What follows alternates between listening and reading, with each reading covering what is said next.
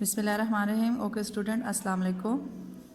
میں آپ کی ٹیچر اسلامیات کی مس روبینہ، اور آج کا ہمارا جو ٹاپک ہے وہ ہے نماز۔ آج ہم نے نماز کے بارے میں پڑھا۔ سب سے پہلے ہم نے نماز کے مفہوم، معنی اور مفہوم کے بارے میں پڑھا کہ نماز کو عربی میں صلاۃ کہتے ہیں۔ صلاۃ کے لغوی معنی ہم نے پڑھا کہ نماز کا معنی مفہوم کیا ہے اسلام میں اور اس کی اہمیت۔ نماز سے اس کی لغوی معنی دعا کے ہیں اور اس کا طریقہ ہمیں حضرت صلی اللہ علیہ وآلہ وسلم نے ہی سکھایا ہے۔ اس کے بعد ہم نے نماز کی اہمیت اور فضیلت کے بارے میں پڑھا۔ حدیث کی روشنی میں ہم نے نماز کی اہمیت کو ایکسپلین کیا کہ نماز ہمارے دین اسلام کا دوسرا اہم رکن ہے۔ پلر آف اسلام میں ہمارے پاس اہم رکن ہمارے پاس نماز ہے، اور قیامت کے روز سب سے پہلے ہمارا سوال جو ہوگا وہ نماز کے بارے میں ہوگا۔ نماز ہم سب مسلمانوں پر فرض ہے، اور حدیث مبارکہ ہے کہ جس نے جان بوجھ کر نماز ترک کی اس نے کفر کیا۔ حدیث مبارکہ میں قرآن مجید میں نماز کا 70 بار ذکر آ چکا ہے کہ نماز کی اہمیت کا اندازہ ہمیں اسی بات سے ہی ہوتا ہے۔ بارہا ذکر قرآن مجید میں ہمیں مل چکا ہے۔ بار بار اللہ تعالیٰ نے نماز کا جو ہے حکم ملا ہے ہمیں نماز پڑھنے والوں کو۔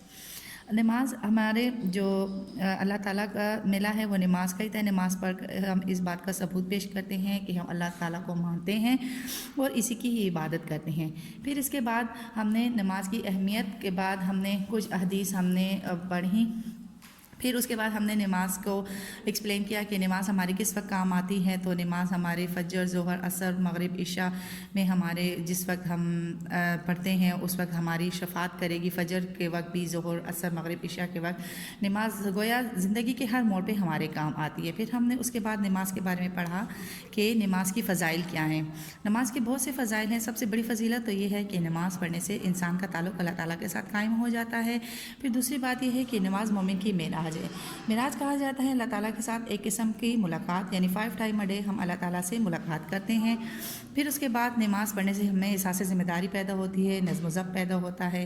پھر اس کے بعد ہم نے پڑھا کہ نماز کی اہمیت اور فضیلت کے بعد ہم نے فرائض نماز کی طرف آتے ہیں۔ اب نماز میں فرائض 2 قسم کے ہوتے ہیں۔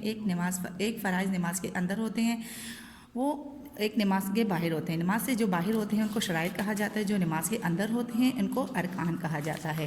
اب نماز کے جو باہر ہوتے ہیں ان کو شرائط کہا جاتا ہے۔ شرائط میں ہمارے پاس ہے طہارت، سطر، قبلہ رخ، وقت، نیت ہیں۔ اور اس کے بعد ارکان نماز ہمارے پاس ہے جو نماز کے اندر ہوتے ہیں۔ ان میں تکبیر تحریمہ، قیام، قرات، رکوع، سجدہ، آخری میں قعدہ اور تشہد ہے، اور پھر ہیں سلام۔ یہ ہمارے پاس باقاعدہ نماز کا طریقہ آ جاتا ہے۔ اوکے اسٹوڈنٹس، تو یہ ہمارا نماز کا چیپٹر تھا جو کہ ہم نے پڑھا۔ اوکے اسٹوڈنٹس، اللہ حافظ۔